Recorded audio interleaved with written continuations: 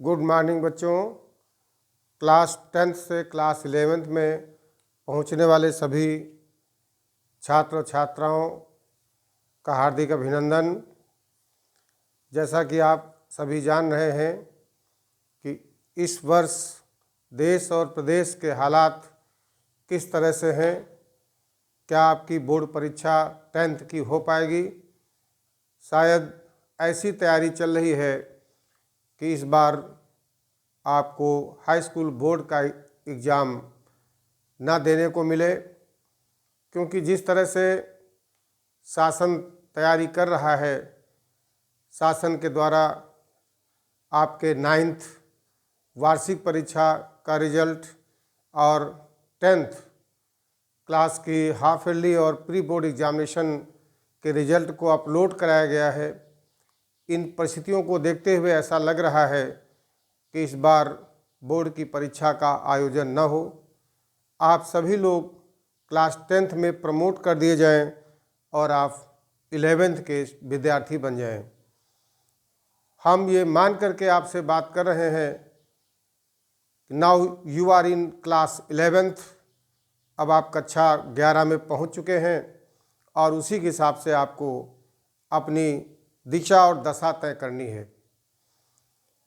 जो भी विद्यार्थी 10th साइंस के थे वो आगे चलकर 11th में मैथ्स या बायोलॉजी लेकर चलेंगे। 10th और 11th में काफ़ी अंतर है। क्लास 10th में आपने साइंस की एक बुक पढ़ी है जिसमें भौतिक विज्ञान, रसायन विज्ञान और जीव विज्ञान तीनों का समावेश था। लेकिन अब आप क्लास 11th में भौतिक विज्ञान, रसायन विज्ञान और जीव विज्ञान को अलग अलग विषय के रूप में पढ़ेंगे। क्लास 10th में आपने 6 विषयों का अध्ययन किया है और उसका पूर्णांक 600 था। लेकिन अब यहाँ पर 11th में आकर के आप 5 विषयों का चुनाव करेंगे, जिनमें से मुख्यतः हिंदी, अंग्रेजी, भौतिक विज्ञान, रसायन विज्ञान और जीव विज्ञान विषय प्रमुख होते हैं। कुछ बच्चे जीव विज्ञान के बजाय मैथमेटिक्स का चुनाव करते हैं, गणित का चुनाव करते हैं। अर्थात 10th के बाद जब आप 11th में आते हैं तो आपके पास 2 रास्ते होते हैं। एक रास्ता होता है कि आप 11th में मैथमेटिक्स लेकर आगे बढ़ें और दूसरा रास्ता होता है कि आप 11th में बायोलॉजी लेकर आगे बढ़ें। दोनों विषयों का अपना अपना महत्व है, कोई विषय किसी से कम नहीं होता। ये आपकी अभिरुचि पर निर्भर करता है। यदि आपको मैथमेटिक्स में इंटरेस्ट है तो आप 11th में मैथमेटिक्स लेकर चलें, और यदि आपको बायोलॉजी में इंटरेस्ट है तो आप 11th में बायोलॉजी विषय लेकर पढ़ें। तो इस तरह से अब आपके 5 सब्जेक्ट्स होंगे: Hindi, English, physics, chemistry and biology.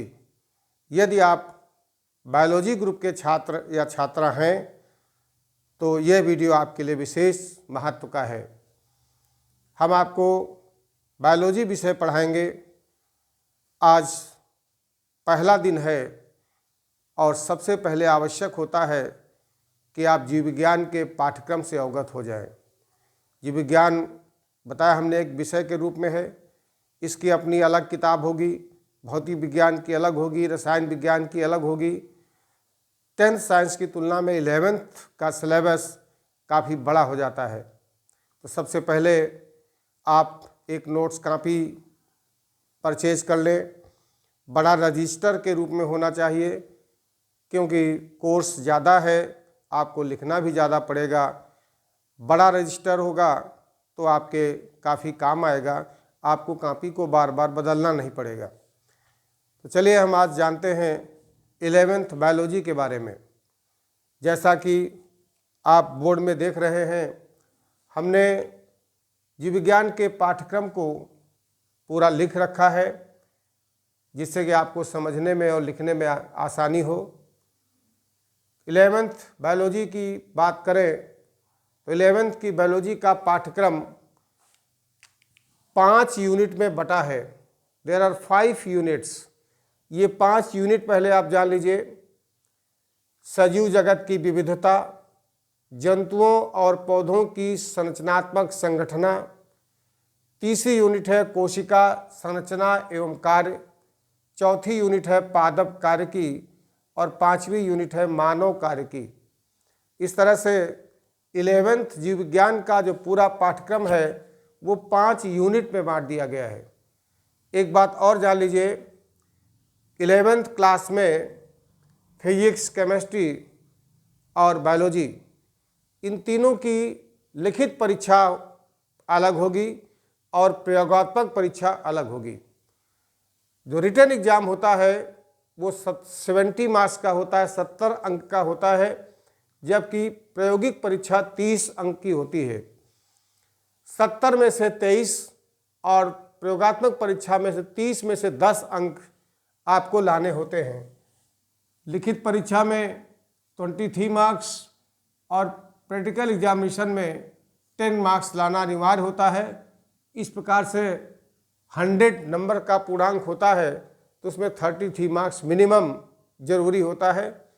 Theory और प्रैक्टिकल दोनों में अलग अलग पास होना आवश्यक है। एक ही पेपर होगा, एक ही पेपर 70 मार्क्स का होगा और उसमें से 30 मार्क्स का प्रैक्टिकल होगा। 30 नंबर का प्रैक्टिकल और 70 नंबर की थ्योरी परीक्षा होती है। तो इसी थ्योरी में जो आपका सिलेबस है 11th का वो 5 यूनिट में बांटा गया है। यूनिट इसलिए कहा जाता है, इकाई हिंदी में बोलते हैं इकाई। इकाई इसलिए कहा जाता है कि एक इकाई में आपस में समानता रखने वाले चैप्टर्स को रखा जाता है। जैसे हम तीसरी इकाई लेते हैं कोशिका संरचना एवं कार्य, सेल स्ट्रक्चर एंड फंक्शन, तो आप इस इकाई में देख रहे हैं कि 3 चैप्टर हैं। कोशिका जीवन की इकाई, जैविक अणु, कोशिका चक्र एवं कोशिका विभाजन।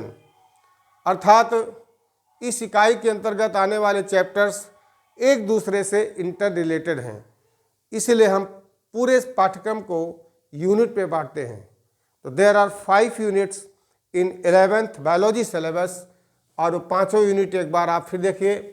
पहला है सजीव जगत की विविधता, दूसरा है जंतुओं और पौधों की संरचनात्मक संगठना, तीसरी यूनिट है कोशिका संरचना एवं कार्य, चौथी यूनिट है पादप कार्यकी और पांचवी यूनिट है मानव कार्यकी।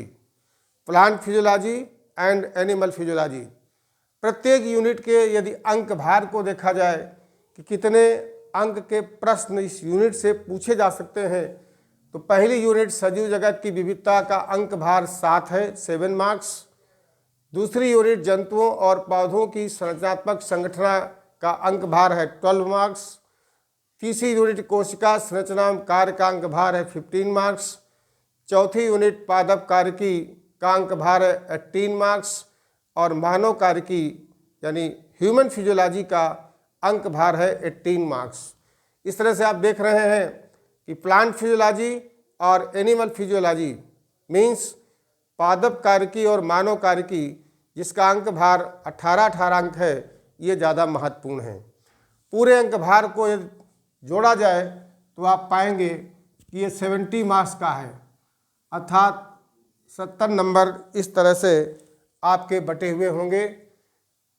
और अब हम समझते हैं प्रत्येक यूनिट के एक एक चैप्टर्स को।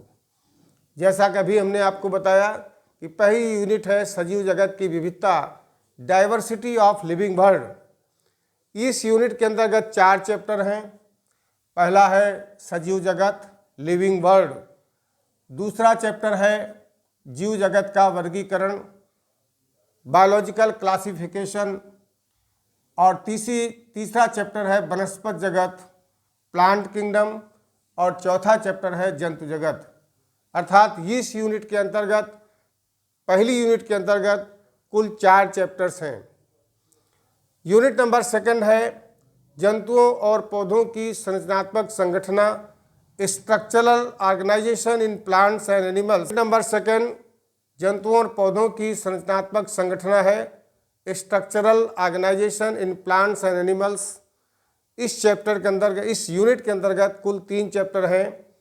पहली यूनिट में हमने आपको बताया कुल 4 चैप्टर। चैप्टर नंबर 1 सजीव जगत, चैप्टर नंबर 2 सेकंड जीव जगत का वर्गीकरण, चैप्टर नंबर 3 वनस्पति जगत और चैप्टर नंबर 4 जंतु जगत। यूनिट नंबर 2 से 5वां चैप्टर स्टार्ट है। 4 चैप्टर यूनिट 1 में हो गए। 5वां चैप्टर है पुष्पी पौधों की शारीरिकी, पुष्पी पौधों की आकार की, और 7वां चैप्टर है जंतुओं की संरचनात्मक संगठना। इस तरह से यूनिट 2 में 3 चैप्टर्स हैं, चैप्टर नंबर 5, चैप्टर नंबर 6 और चैप्टर नंबर 7। चैप्टर नंबर 5 पुष्पी पौधों की शारीरिकी, anatomy of flowering plants. Chapter number 6 पुष्पी पौधों की आकार की, मॉर्फोलॉजी ऑफ फ्लावरिंग प्लांट्स, और 7वां है जंतुओं की संरचनात्मक संगठना, structural organisation of animals. Unit number 3 आप देख रहे हैं। यूनिट नंबर 3 है कोशिका संरचना एवं कार्य, सेल स्ट्रक्चर एंड फंक्शन। इस यूनिट के अंतर्गत 3 चैप्टर आते हैं, chapter number 8, chapter number 9 and chapter number 10। Chapter number 8 है कोशिका जीवन की इकाई, चैप्टर नंबर 9 है जैविक अणु, और चैप्टर नंबर 10 है कोशिका चक्र एवं कोशिका विभाजन। कोशिका जीवन की इकाई चैप्टर में सेल स्ट्रक्चर के बारे में डिटेल में पढ़ना है, जैसा कि आपने पिछली कक्षाओं में सेल स्ट्रक्चर के बारे में पढ़ लिया था। जैविक अणु, बायोलॉजिकल मॉलिक्यूल्स, और कोशिका चक्र एवं कोशिका विभाजन, इसके अंतर्गत हम cell cycle and cell division, कोशिका में विभाजन की विभिन्न विधियों को समझेंगे। चैप्टर नंबर 11 की शुरुआत यूनिट 4 में है।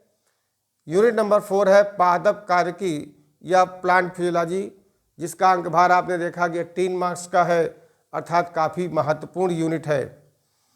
इसके अंतर्गत हम प्लांट्स में होने वाली विभिन्न क्रियाओं की क्रिया विधियों का अध्ययन करते हैं। उसमें चैप्टर नंबर 11 है पौधों में परिवहन, transport in plants. Chapter number 12 है खनिज पोषण, मिनरल न्यूट्रिएंट्स। चैप्टर नंबर 13 है उच्च पादपों में प्रकाश संश्लेषण, photosynthesis in higher plants. Chapter number 14 है पौधों में श्वसन, रिस्पिरेशन इन प्लांट्स, और चैप्टर नंबर 15 है पादप वृद्धि एवं परिवर्धन, प्लांट ग्रोथ एंड डेवलपमेंट। तो इस तरह से यूनिट नंबर 4 में 5 चैप्टर आपको पढ़ने हैं। उसके बाद बारी आती है यूनिट नंबर 5, जो आपके 11th बायोलॉजी सिलेबस की आखिरी यूनिट है, मानव कार्य की ह्यूमन फिजियोलॉजी। मनुष्य के शरीर के अंदर होने वाली विभिन्न जैविक क्रियाओं की क्रिया विधि क्या है, एक एक करके इसमें हम अध्ययन करेंगे। चैप्टर नंबर 16 पाचन एवं अवशोषण, डाइजेशन एंड एब्जॉर्प्शंस।